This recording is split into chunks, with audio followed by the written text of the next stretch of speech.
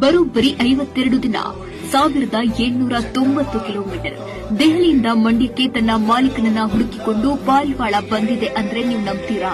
ಹೌದು, ನಂಬಲೇಬೇಕು.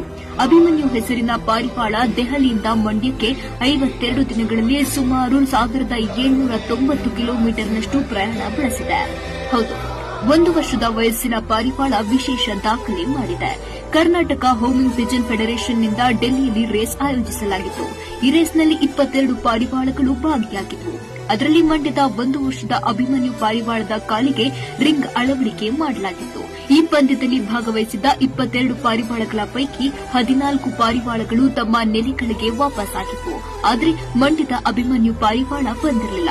ಆದರೆ 52 ದಿನಗಳು ದೆಹಲಿಯಿಂದ ಮಂಡ್ಯಕ್ಕೆ ಬರೋಬ್ಬರಿ 1790 ಕಿಲೋಮೀಟರ್ ದಾಟಿ ತನ್ನ ಮಾಲೀಕನ ಹುಡುಕಿ ಪಾರಿವಾಳ ಬಂದು ಎಲ್ಲರಿಗೂ ಅಚ್ಚರಿ ಮೂಡಿಸಿದೆ.